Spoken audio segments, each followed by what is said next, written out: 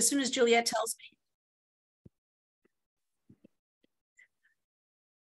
So now we've just begun recording, and I'd like to welcome everybody. So good evening and welcome. I'm Gigi Godwin, President and CEO of the Montgomery County Chamber of Commerce, and it's my pleasure to welcome all of our board members, our advisory board members, and invited guests to this evening's guest speaker presentation.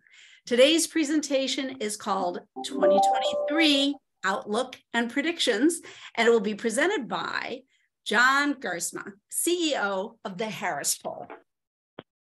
Juliet, I'd like to ask you if you can read all of the attendees so that John knows who's listening and watching. Yeah. Good evening, everyone. So joining us tonight, we have Laura Yoder with M&T Bank. We have Dave Gutzman, Maria Lukowitz. My apologies. Lukowitz with Truist Bank. We have Sunflower Bakery, Jeffrey Stanford with MCCC, Terry Sim. We have Anthony Spellhill with Washington Adventist Healthcare. My apologies for that. And Andy Bridge with Eagle Bank, Dr. Kademian with Universities of Shady Grove, Barbara Ash with the Chamber, Mr. Terran D. Bauer with Integrity, Brendan Todd with Washington Gas, Cecilia Vergara with the Chamber, Chris Melgard with BRIT, Federal Realty Investment Trust, Clint Wolferter, Dean O'Brien with M&T Bank, Dave Hargadon with TD Bank, my apologies, Deirdre Windsor with Windsor Group, Dorothy Callahan with the Chamber, Aaron Allen with Contemporaries Inc., Busy Helene with Montgomery College, Janet Rosenbaum with Westat, Dr. Jermaine Williams with Montgomery College, Ms. Joe McLaughlin with Sodexo, Ms. Margie Graff with Rockville Chamber of Commerce, Mauricio Vergara with the Chamber, Melissa Childress with the Chamber, Ms. Monica Johnson with WSSE. We have Andre Jandu with PNC Bank, Patty Sadusky with the Chamber, Robert Bohannon with the Chamber, Dr. Spence with Washington Adventist University, Dr. Jensen Huynh with Precise Software Solutions, my apologies, and John Sterhoff with Venable. Thank you. Terrific. Thank you for Juliet, so that John knows who's joining us. As a reminder, again, we are recording today's presentation, which will be made available to you and posted on our YouTube channel. So, and by the way, during the presentation, please ask questions through the chat box so that we have them ready to go for any question and answer. And now it's my pleasure to introduce our Chamber our Chamber Board Chair and Group Vice President of M&T Bank, Lowell Yoder. Lowell? Thank you, Gigi. And it's been my pleasure to serve on the board there for a number of years. And many of you have heard me say this many times, but the Chamber's mission is to accelerate the success of our members. And one of the ways we accelerate your success is by providing the right information at the right time from the right experts. And that is why we bring you this presentation today. I'm not going to read John's full bio, you have it. But in fact, I'm just going to completely off script because I would say over the years listening to John speak, there's nobody that has just the genuine, more than curiosity, but engagement with what is happening in the world. You know, in today, when there's so many variables going on, and the way, you know, we read lots of economic data and things like that, and these graphs, but that economic data is a force of what comes and how people think, how people behave, how they interact with each other, and that is what John, I think, really wants to determine and find out. And I think that's what energizes John. I think he just loves his job because he gets to play with that data all day long and make sense out of it for the rest of us. So, so I'm going to turn it over to you now, John. And I always am so interested in your perspectives and your insights. And there's also science, right?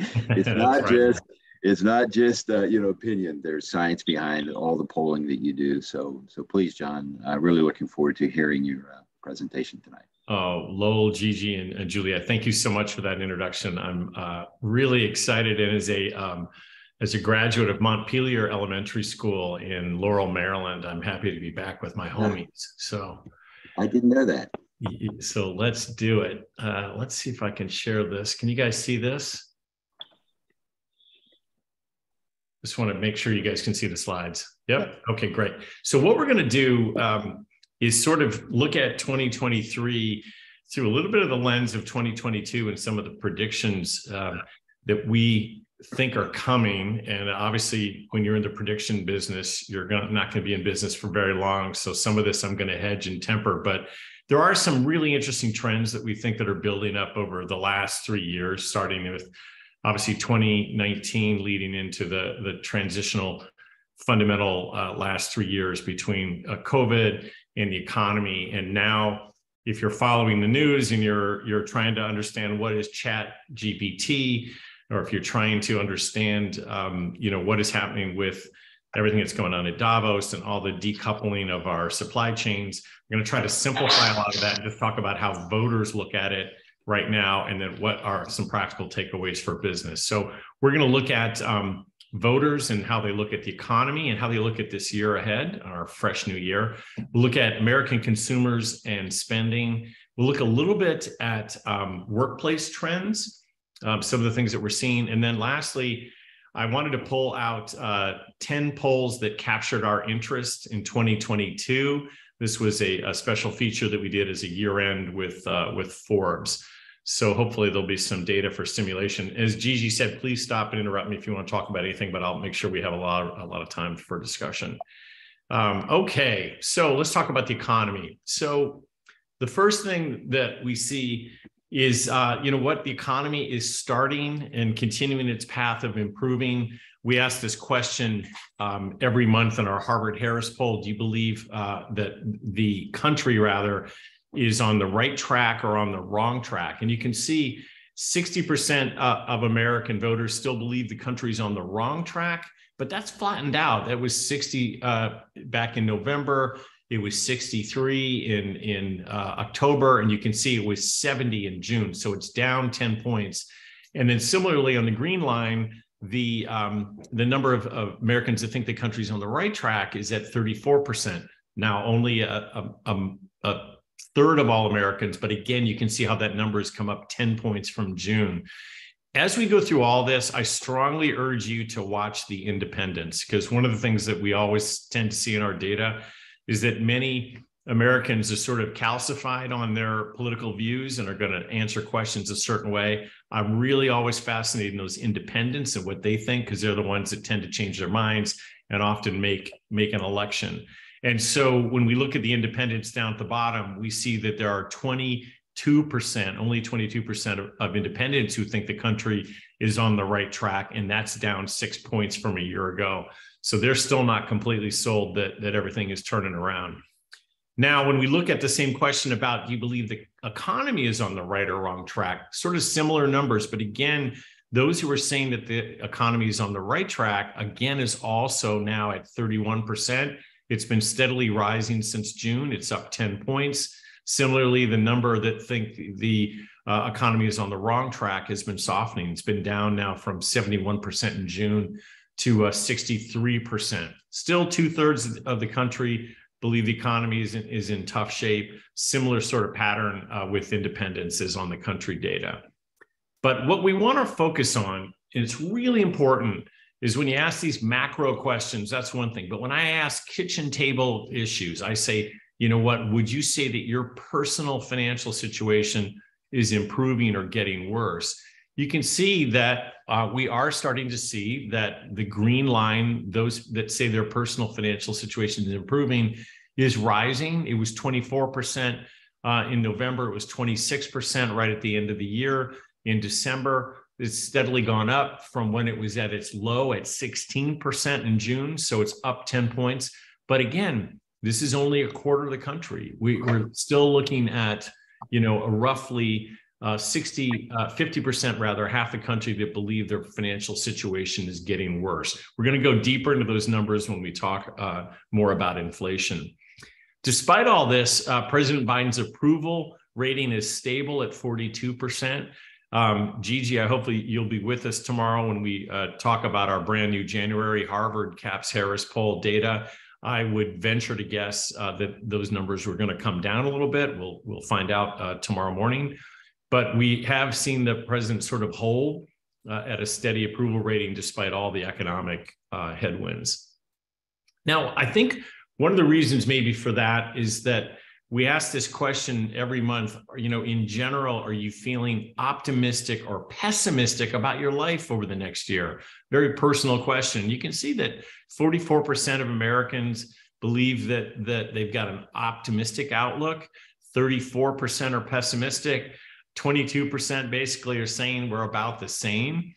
And I think that's fascinating because despite that, the other question we ask is, do you think the US is in a recession now, which is in the green line at 41%, or will be in a recession next year, which is the orange line at 39%? You add those up roughly, you can see that 8 in 10 Americans believe we're either in a recession or about to be in one. And so we're going to talk some more about that as we get into the consumer spending section. So sort of somewhat fairly good numbers on optimism. At the same point, Americans are sort of bracing for more hardship to come. And I think this is probably one of the most important charts in the presentation. This is a trend that we've done weekly since COVID in March of 2020, where we basically asked sort of Americans to talk about what are the things that you're most concerned about every week. And you can see the economy is at the top. That's at 88%. Interesting to see, it was the same number that it was back in May on the far left. So the economy has basically dominated our worries over the past, obviously 6 months to 8 months. It's up 4 points from last week, followed by a recession at 82%, which is up a point. Crime rates has been a consistent concern in America. That's 8 in 10 Americans. That's flat.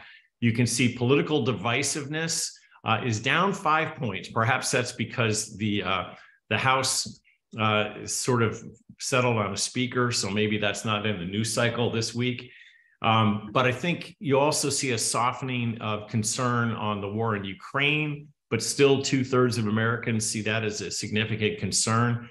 COVID still sits there. We have the flu, we have RSV, and we have new strands of COVID. And so still almost 6 out of 10 Americans have that on their radar. Monkeypox is going away, but the important one there at the bottom is fear of losing one's job. That's still almost half of Americans. It's down 2 points, but 48% are fearful of losing their job given the potential looming recession and the data that we just discussed.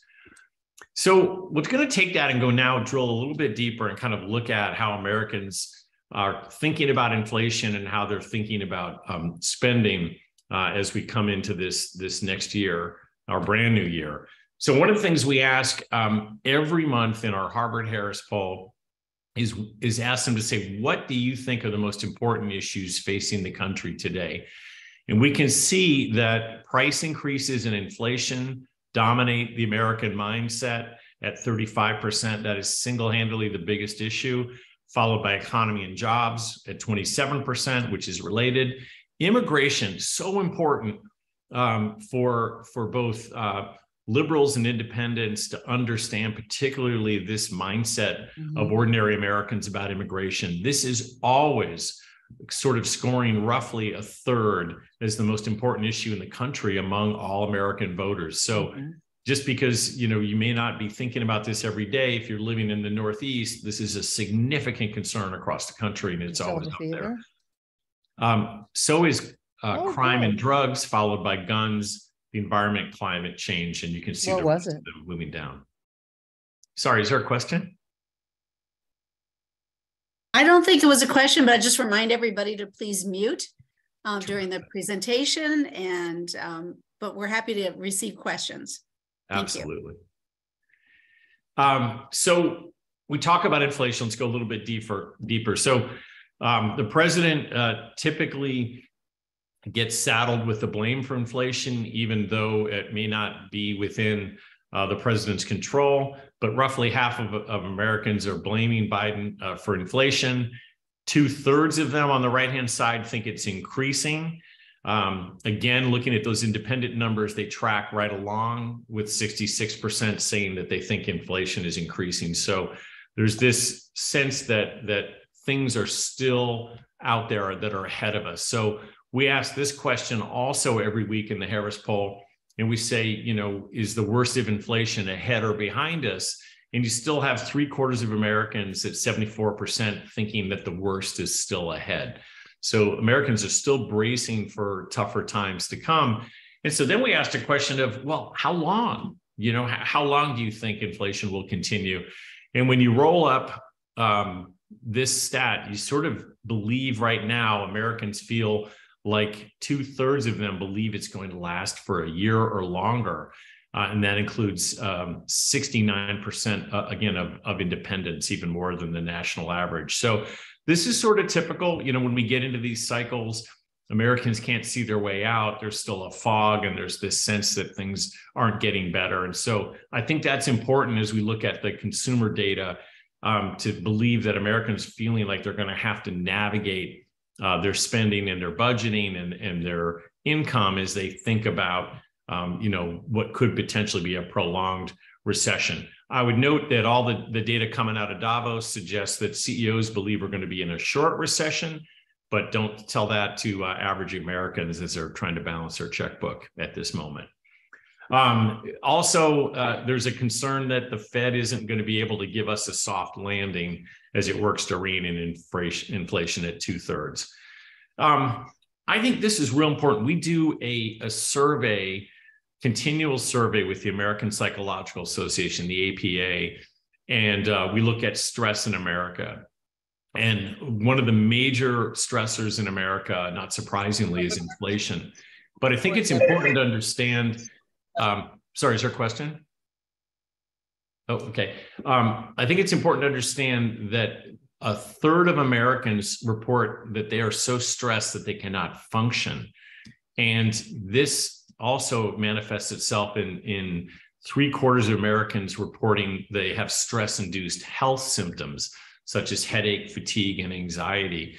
So inflation, basically, as 8 out of 10 Americans in this stress report say that is the significant stressor right now in their life. So I do really want to, pause on that for a second and ask you to consider to bring an ordinary American household into your life and just imagine the stress that higher prices are putting on that family. And we're going to unpack that next.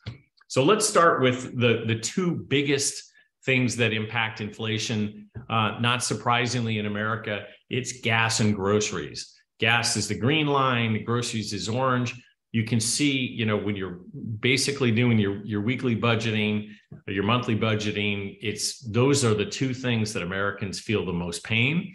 What I think is significant is the gap between them. They are the most visible manifestations of inflation to most American families. They see the prices at the pump every week. They see the price of chicken and milk every week, if not more frequently. And so those are really the two things that dominate their mind space when they think about higher prices. However, the important thing is that when those are so high, it creates trade-offs. And so you can see other things: eating out, utilities, clothing, automotive, rent. All these other numbers are part of this whole puzzle as you're a consumer starting to think about, where you're going to be spending your money. And so I often like to think about inflation as limiting our option value in an ordinary American household. And this creates that stress that I was just talking about. When you have higher prices and you can't take a small family vacation to Disneyland, or you can't afford the tickets to a football game or going to a concert, Those are the types of things that are basically things that create fear of missing out. And so FOMO is a really big emotional aspect of inflation, because inflation creates those limits on choices. And we're going to talk a little bit more about how consumers are navigating around that, but that's a major sort of stress point. Also, typically, as Americans think there's going to be higher inflation in 2023, they do believe that prices are going to continue to rise across the board this year. So we ask them to basically go through different sectors in their spending and tell us what they think, if they think it's going to decrease in green, stay the same in beige, or if it's going to increase in orange. And just eyeballing this chart, you can see that by and large, Americans think that most things they spend money on are going to increase this year. And that includes most notably food and groceries that we just talked about, followed by utilities, interest rates. Fascinating that Americans understand that concept, that interest rates are going to create added pressure on their mortgages, or obviously on rent and even healthcare, and obviously gas. So those become bigger stressors based on budget. You can see that on the right-hand side, that particularly for American households, income families under 50K, those create significant stress among those folks. And so Americans are telling us, how are you going to navigate this? What would you say you're prioritizing more? And, nearly 3/4 or more than 3/4 say that I'm prioritizing saving and staying within my budget because of rising inflation. So there seems to be more budget mindedness. This particularly is more important among American women than men.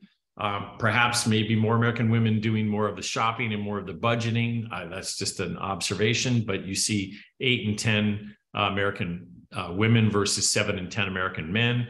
Interesting to see where this is getting hit on age. You have boomers and Xers that are most concerned, followed by millennials and then Gen Z, and sort of equal ratings among white and BIPOC Americans, and then obviously more stress on those household incomes under $50,000 a year.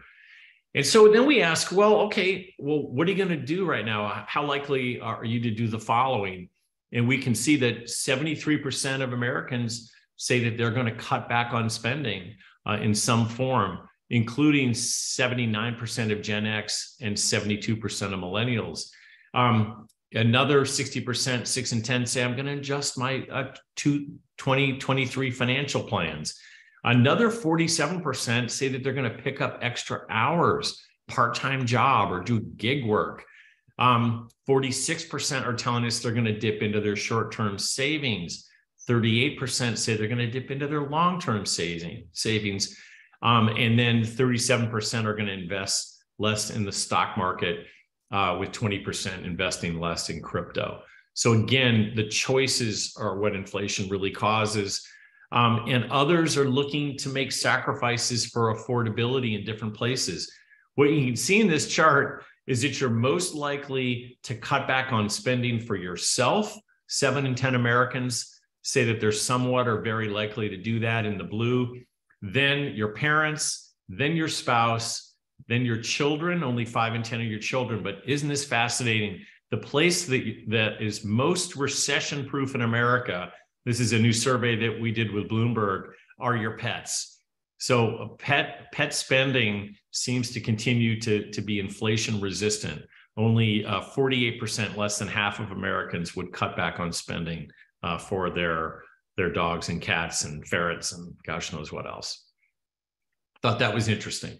This might be of interest to the member body here, but we also asked a question about how much of a negative impact does rising inflation have on your likelihood to shop for American-made products. And we asked this among those who shopped for American-made products in the past year. And we can see that nearly 2/3 say that it was going to have a little impact at 38% or a lot of impact at 26%. Put together, 2/3 do feel that they realize that supply chains and other aspects of Made in America tend to be more expensive, and they're going to be looking more carefully at that. You can see sort of the demographics there, particularly the millennials and Hispanics and parents seem to be most price sensitive toward Made in America. That's a tough chart to look at, but that is something that Americans are always really proud of Made in the USA. But this, again, is another pressure that is put on Americans where they sometimes act in their short-term best interest, given the financial pressures that they're under. Now, that's all the bad news. I thought this was absolutely fascinating. This is a brand new poll this week with Dollar Tree and Daily Pay, two of our client partners. And we have 88% of Americans saying that they're concerned about the economy, inflation. However, 73% plan to shop the same or more this year compared to last year. We thought that was really interesting. There still is this sense that I'm going to spend, I'm going to enjoy my life. And that continues into 67% plan to spend the same or more on retail purchases, and 44% are more likely to prioritize shopping for deals in store. And we asked, when you think about shopping in store, which of the following versus in person or online, you can see that more folks want to get back into the showrooms to look at furniture. Damn it. Excuse me? I would remind everyone to please mute yourselves if you're not asking a question. Thank you. And then home goods, apparel, sporting goods, electronics. So basically, Gigi, the story here is that people want to get back into stores, and they tend to be more bullish on their spending, which is really a tension against the bad economic data that I just sort of shared earlier. And I'll kind of explain why I think that is. I think the stacked crises chart I showed you a little bit earlier is basically put us in this perpetual, I describe it as a anxiety flambe, right? It's just one crisis after the next. They tend to gather and they are dominating our mind space, and they tend to just not go away. And so Americans are trying to cope. And I think we're trying to cope with our mental health and wellness by investing in things and also, importantly, making plans for the future. So the green bars are, I've started to spend here again. Orange is I'm planning to buy or spend, and blue is I'm saving up for. And you can see that, getting back out there, dining at restaurants and bars is very important. So is streaming services and gym memberships and new clothes, concerts and sporting events. But as you go to the bottom, it's real interesting. Look at the things that Americans are saving for. So they're saving for things that are sort of related to adventure, right? Equipment gear for outdoor activities, vacations and traveling at 48%, new household goods, a house, a condo, or an apartment, 52%, or a new or used car.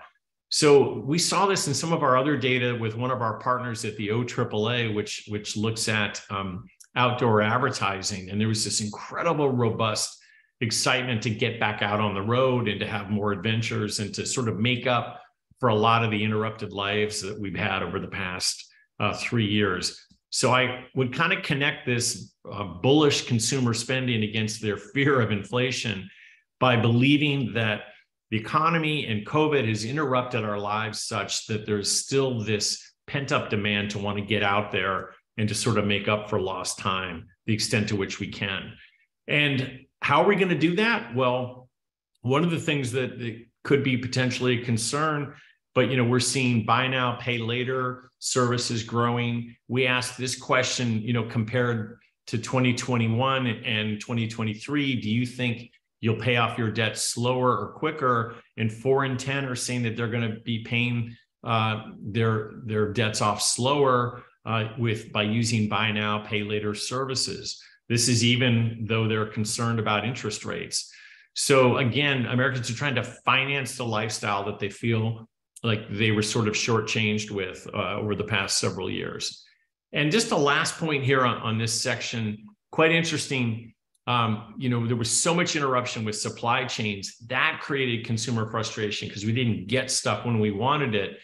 And we asked this question, and we continue to track it, but we asked them to pick one answer or the other. And the first answer was supply chain disruptions are understandable as a consumer, given COVID and given the economy and all the confusion, and it's only a minor convenience. Well, 53% said it's a minor convenience. However, nearly half said, when I purchase a product or service from a brand, I expect them to honor their commitment, and such disruptions are unacceptable. That, folks, is what we call the unreasonable consumer. And I think there's an interesting insight here, which is we also learned that 7 in 10 millennials and nearly as many Gen Z would be willing to pay higher prices for service guarantees. Even the general population at 58% would do that. So I'd like you to think about that as a retailer or provider of products or services, that guarantees are sort of a new luxury good, right? There's been so much volatility in the market, so much friction and disappointment with consumers, that if you can guarantee something that you'll deliver it on time, in the quality and the manner that the consumer wants, they're willing to pay more for it. And I think that's sort of interesting. So why don't I stop there and see if there's any questions? I think there might be a question in the chat. Let's see if I'm tech enough to answer this. Ellen asks, when people say that gas and groceries are the two highest parts of their daily life they feel most affected by, that doesn't necessarily correlate with those being the two top issues they worry about or are chief stressors. Yeah, I believe that's right. My point is that they tend to be the most visible things that Americans see when they see their inflation. But yeah, I absolutely agree with that. So let's look at, let's get into, let me back up, make sure I didn't get lost here in my flow. Let's talk about workplace trends. So one of the things that obviously we have seen during the back to work phenomenon, to some degree, whether it's performed well or not, is sort of an undercurrent of dissatisfaction and disempowerment. There's an increasing gap between what employers are providing for employees and what employees think are fair. And this has been something that's been building up over several months. So we asked this question among American employed professional workers. We asked if you feel satisfied with your job. You know what, it's fairly good in terms of agreeing. 76% say they're satisfying, but at the same time, they feel 64% could readily seek out a job with higher pay. Another question we asked, 56% said, I feel like my employer needs me more than I need my job, at 56%. So the majority of employees are saying that I'm sort of in the driver's seat. 55% say I could negotiate to work from home or hybrid without fear of repercussions, including 60% of Gen Z. And lastly, 51% of all American professionals say I have the power in negotiating more than my employer has power over me. Interestingly, in those numbers, sort of how Gen Z sort of fits in there, they tend to feel more unsatisfied with their job and disempowered by their employers. But the important macro point there is employees sort of feel at the moment, even with this recession looming, they still have leverage against their employers. However, they're very frustrated with their salaries. We asked, how much do you agree or disagree with the following? My salary isn't keeping up with inflation. 65% of Americans agreed with that, including 30% who strongly agreed. Another question we asked, I would like a raise, but I don't feel comfortable asking. That's 55%. So including 64% of BIPOC women professionals. But look at this, folks, 52%, the majority of American professionals feel like I don't feel like I can live on my salary.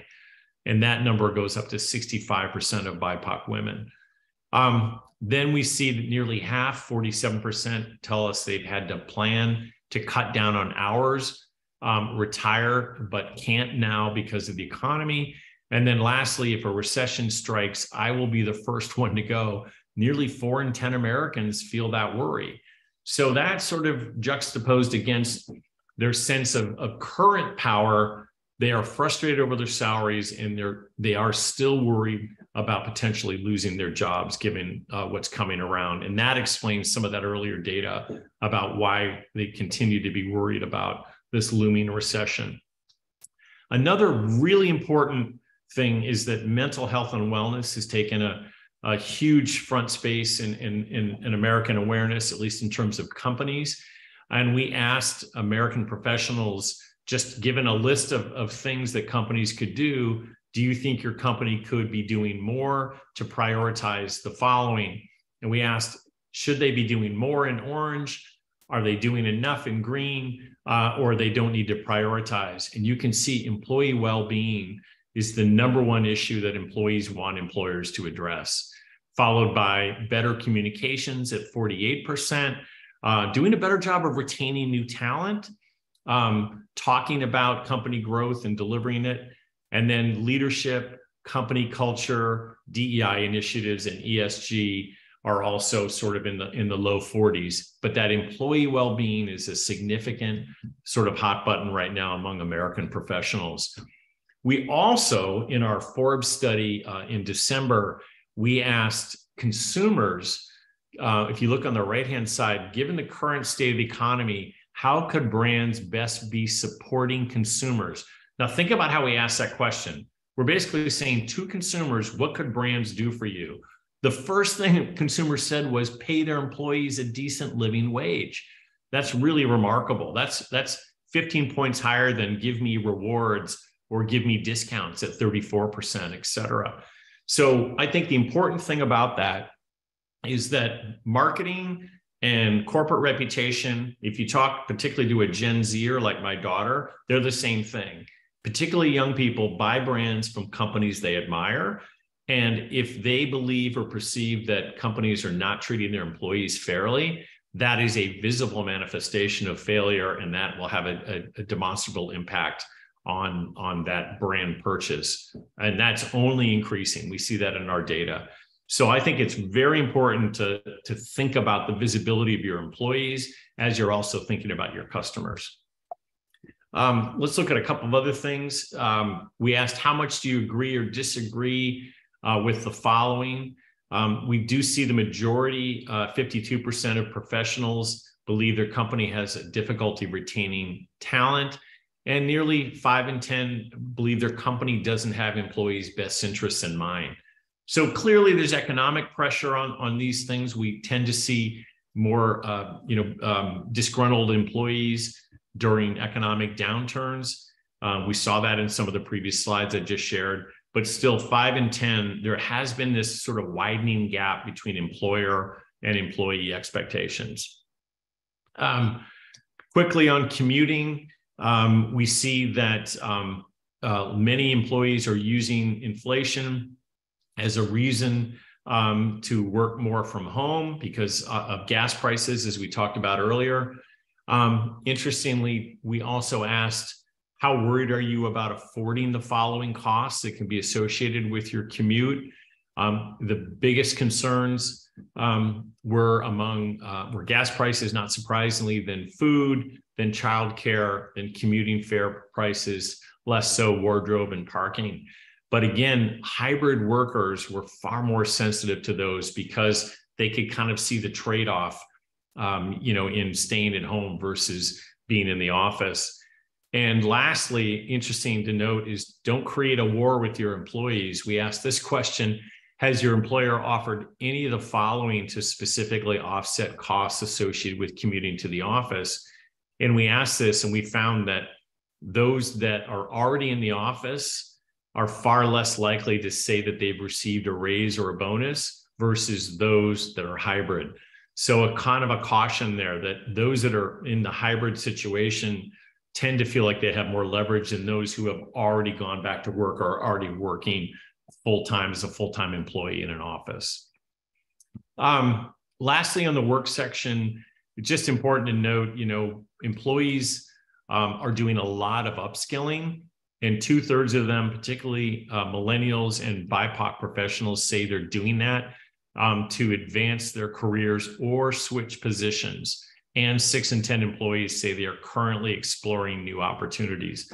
So a very different marketplace maybe than 10 or 15 years ago, where employees are continually, particularly younger employees, in the market and looking for new opportunities. And so training and development is crucial. So I'm going to finish before we get into our discussion with 10 polls that got us really excited. And I think in the deck, Gigi, if not, I'll make sure in the chat notes I send you the link to the article, because we were interviewed by the Forbes editors, and we sort of gave projections or predictions off of these 10 polls. But these are not scientific. In fact, one of them I think I shared with you before it made our 10 favorite polls, but this was sort of a back of the envelope survey that we did with our clients and staff of things that we got excited about. So here's the last little bit of data geeking. This is from the Milken Harris Poll, Milken Institute Harris Poll Listening Project. And what we saw is we asked business leaders, so these are CEOs, C-suite executives, we asked them to rank various different stressors on impact on their future business operations in the year ahead.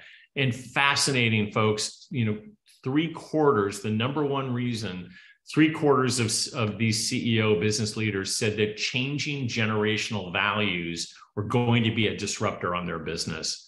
And look at that. That's at the same level as regulatory uncertainty, geopolitical instability, and even more so than supply chain constraints and labor shortages. Absolutely fascinating. So that's saying that business leaders think that trying to understand younger workers, trying to understand younger consumers are going to have massive disruptions on our business. Now, fascinatingly, at the bottom, the things that were least important were the metaverse or cryptocurrencies. And I have data that I could share ad nauseum to tell you that these are incredibly important things to younger people. So the delta there between what business is worried about younger people, understanding them, adapting to them, meeting their needs, and the things that younger people are actually interested in just sort of shows a generation gap between business and youth. The next, number 2 of 10, this one I think will shock you. It definitely shocked me, but we did a poll with Squarespace last year, and we found that young Americans believe their online identity is more important than their identity in real life. So 1 in 2 of those under 30 told us they would like to try on different identities in the metaverse, which is 57% actually. 3 in 5 Gen Z and millennials think how you present yourself online is more important than how you present yourself in person. To just pause on that for a second, right? Millennials and Gen Z are actually building and thinking that your metaverse presence, your avatars, your AR, the way in which that you are going to move around the web, the way that you're going to think about yourself and your social brand online is far more important than how you present yourself in person. And I think we have a lot of data behind this that supports it, but the third data point really helps, which is that 3 in 4 millennials and nearly as many Gen Z really believe the metaverse is going to be a path to their careers and how they're going to make wealth in the future. And so they're really trying to figure this out. They see this as a major, massive disruptor that's going to change business, that's going to change a sort of many aspects of their life. And so moving forward, having that online identity is really important. TikTok, I love a straw poll from folks about how many folks are on TikTok and what you think of it. I'll tell you what, we had a number of our folks at Harris get online, do an experiment of trying to use TikTok, not for cat videos, but to really understand the craft of polling, the craft of research and strategy. And the algorithms became so powerful and so good that a number of our people on our staff are using TikTok basically to sort of understand and be better researchers. And that is a massive pattern with Gen Z and millennials. So where before, Gen Z or millennials or Gen X and boomers and others would have used Instagram to keep up with their friends' feed, younger people are using the algorithm to learn. And so you can see how they're using TikTok, whether it's just for food and fashion advice, but it could be career advice. It could be understanding local businesses. It could be experiences in travel, STEM categories. I think we're only at the beginning of the power of this algorithm, and notwithstanding all the issues with China and TikTok and potential regulatory bans. When you talk to young people, they see this as a significant new Google. It's their new search engine, and it's only going to be amplified by ChatGPT and some of these other devices. So the power of these platforms to move past entertainment and into learning is something that makes TikTok a very interesting thing to be understanding. Fascinating, you read a lot about the Great Resignation. We did a story poll with USA Today called The Great Regret, which is that we found that 1 in 5 workers who switched or quit jobs in the past 2 years regret it. 2 in 5, only 2 in 5 rather, feel happy, successful, or valued in their new roles. And 1 in 3 job switchers say they wish that they are already searching for a new position. So the Great Resignation was a rush that inspired a lot of people to move, but the grass wasn't always greener. Number 5 out of 10, this speaks to my earlier points about the broken contract between employers and employees. We asked this question: how likely would you say you are to seek out a job offer from a different company in order to get a raise at your current job? Well, 55% of American professionals would do that, including 71% of Gen Z and 68% of millennials.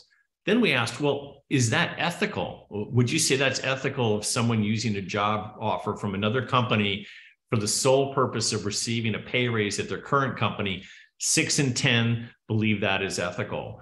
So again, another demonstration of the changing dynamics in the American workplace.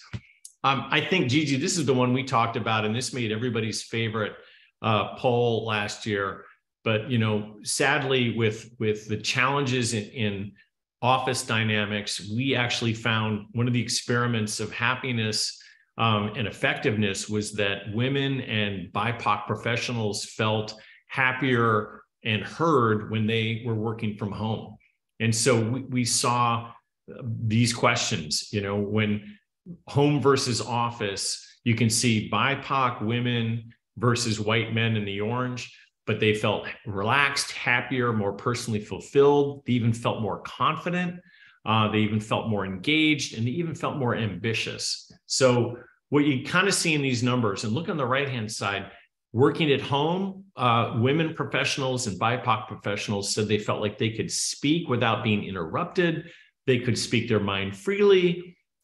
They felt heard and respected by leadership, recognized for their work, and even advancing in their career.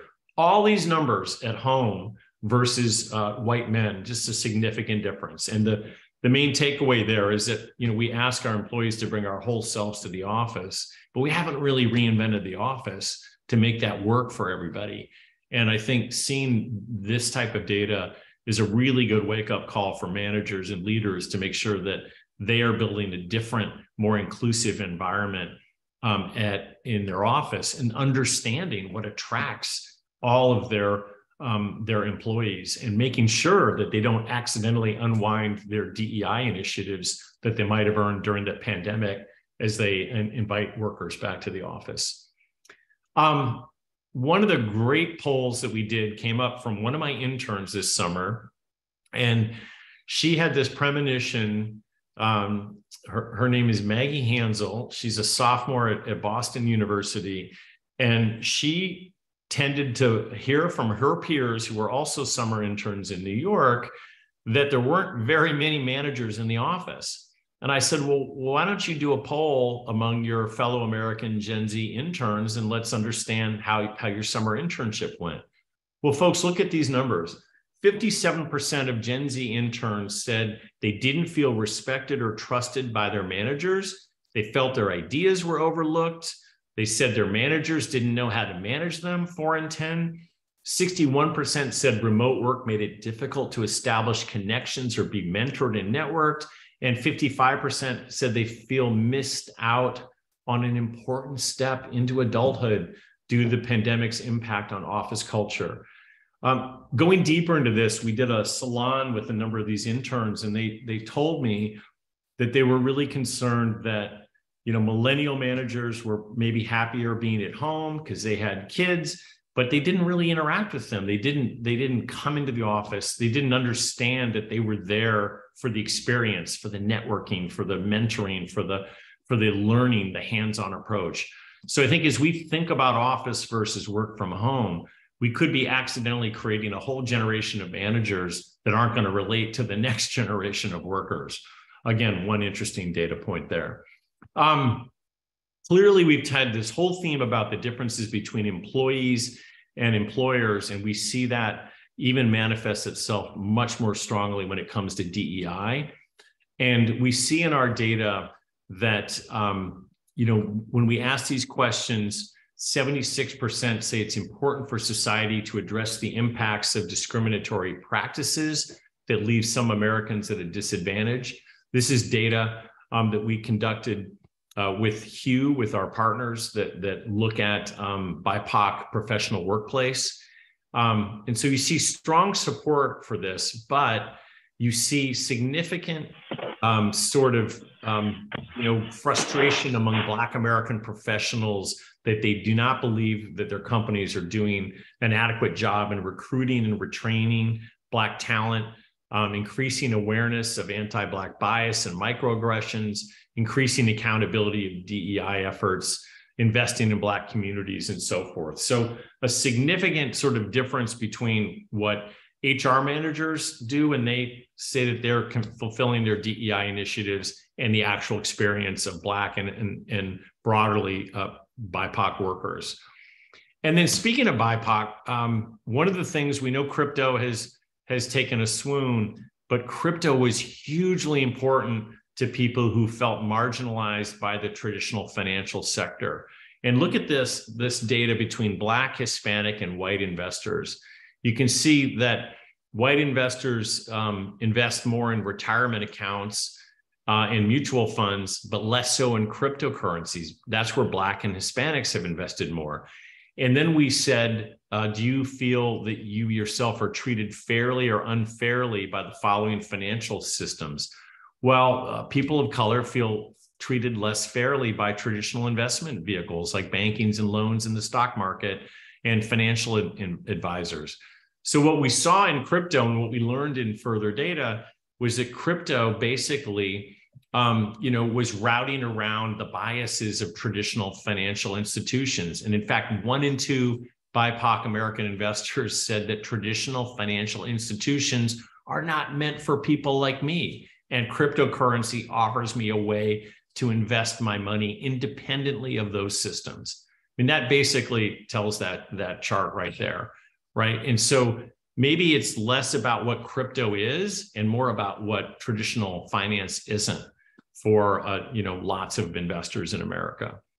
And then lastly, I want to leave you on a positive note, is that we just found this overwhelming desire, and this is tied to my point about pent-up demand, that consumers are going to spend around joy. And we would argue that joy is going to be the justification of the decade.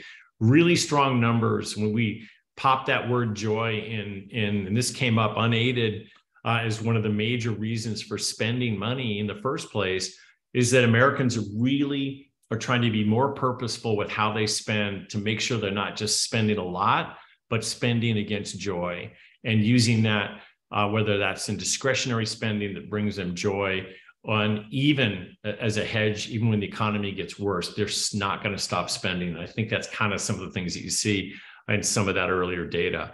So that's a quick look at some of our Harris Poll data, or not so quick look. I want to make sure I get into the questions, so I'll stop sharing and open it up for conversations, Gigi.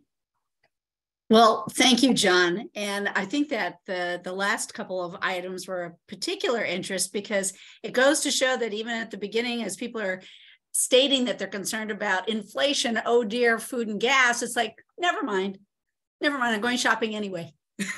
Yeah. Or I'm taking that vacation anyway, because life is short. The last 2 going on 3 years just proved that point. So, and I think that goes to people moving jobs, and that wasn't always successful, but they did a lot of things because they were chasing joy or an alternative, or this isn't right. And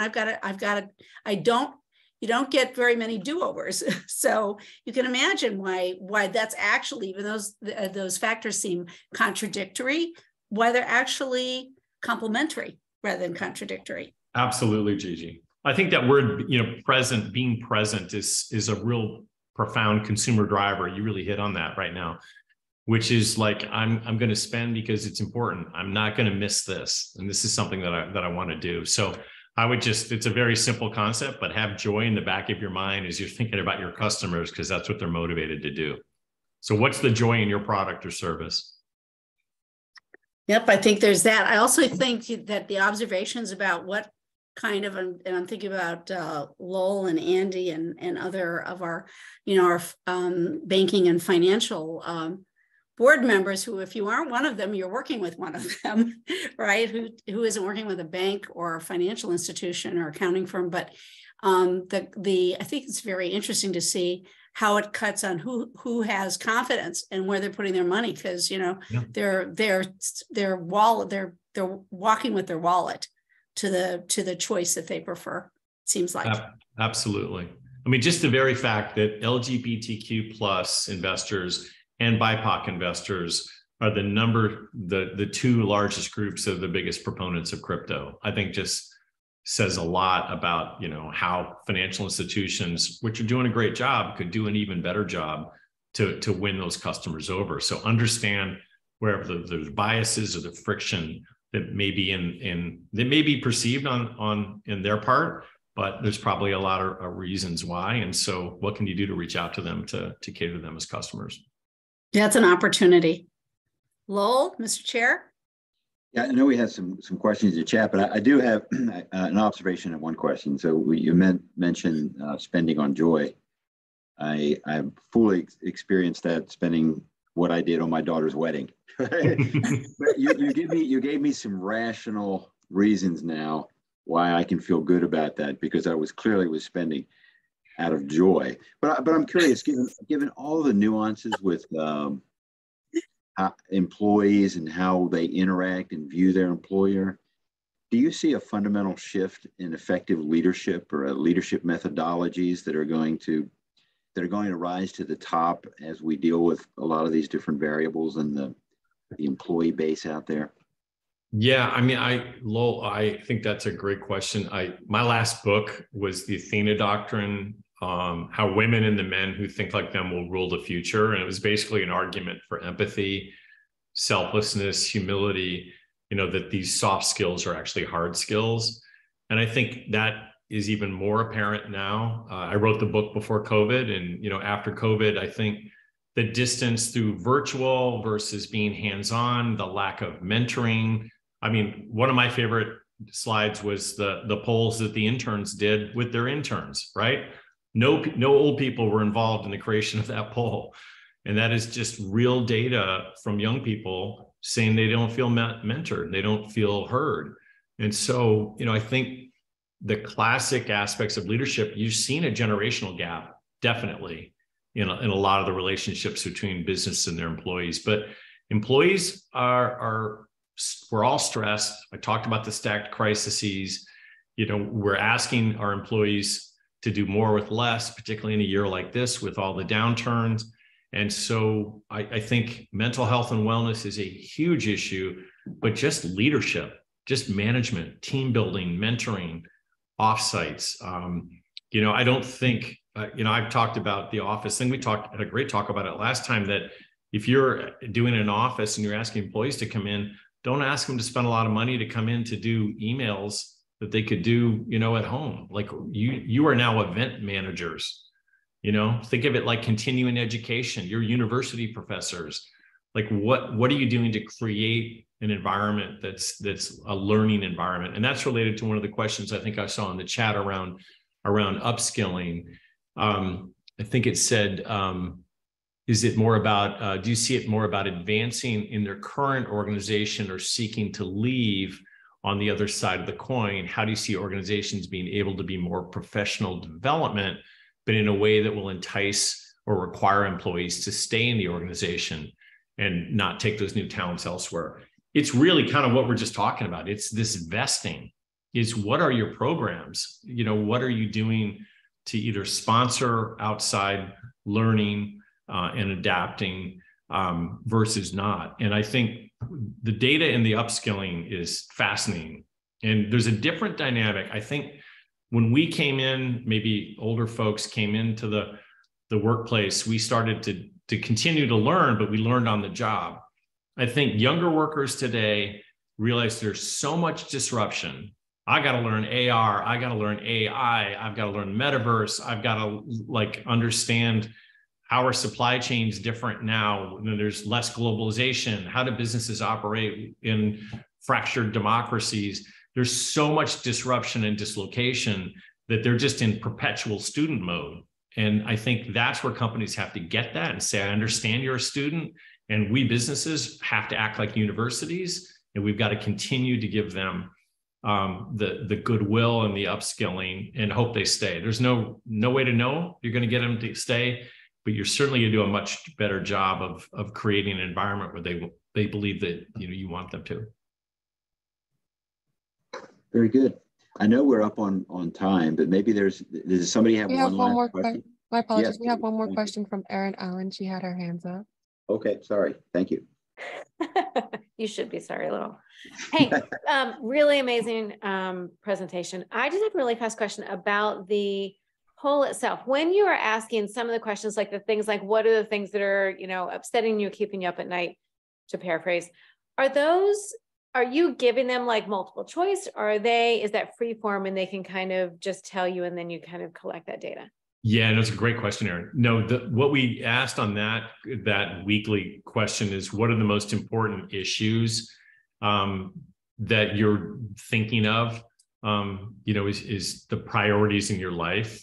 Most important issues to you personally, I think, is the way we asked the question. Mm-hmm. And we give them a range of about 20 different things. And so those rankings are the things that are most important. Got it. And so, yeah, that's where you see economy and others. Great. Thank you. So I don't want to take up any more of your time. I know we're up on it. If you guys are interested, we have a weekly newsletter on LinkedIn called America This Week.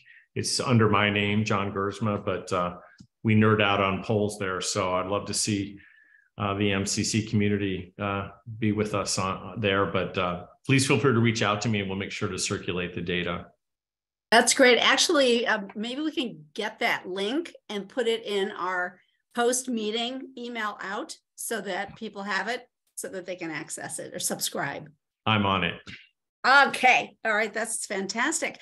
I just wanted to be sure that we give any other guests or board members an opportunity. I know we're just going over our time and I want to be respectful of it, but if anybody has that one last question that just has to be asked. Gigi, I have one quick question. Yes. This is Tony. Yeah, it's Tony. I was wondering, how do you account for regional differences in this country, given that the country seems to be so divided in so many different ways, and you may get people in the South answering differently than people on the West or the East Coast? Great question, Tony. Yeah, so all the data is weighted to the natural proportions of the population, so representing, all of America. But we're able to pull out individual cuts and sort of see how do folks in the Southeast think about this versus the Northeast or the Pacific Northwest. So in the interest of time, I didn't do that, but yeah, we could nerd out on that and see the differences on any of these questions. And like any demographics, we could cut that in a lot of different ways. Gigi, I'll put my email in too, so please reach out to me if you have other questions. Please do. And you mentioned at the just before we got started a particular presentation tomorrow that Mark Penn is going to be doing. You'll be doing. We'll all be together. I'm going to hop on as soon as I can complete a meeting that starts at 8:30. But just in a parting remark, if you were going to give us so watch this space in the next couple of months. There's a lot of data here and there are a lot of things to look at, but if we were going to be advised, if you're going to advise us, what's the one space we ought to be watching, what would it be? Chat GPT. It's gonna change the world. And I think all these things start like a science fiction movie and they become terrifying. And then you start to see the potential applications for it. But there's just some incredible examples of where that technology is going. And there's bad uses for it, but there's going to be amazing uses for it as well. Ooh, I'm glad I asked. All right. Well, with that, thank you so much, John. And thank you everyone for joining us this evening. Your time is valuable and we're delighted that you chose to spend your evening with us. And so with that, Mr. Chair, would you like to adjourn us? Yes, let's please adjourn. Thank you again, John. And thanks, everybody. Hope you'll come back in a future date. Thank you. Love to. Thanks, everyone. Thanks, John. Bye-bye.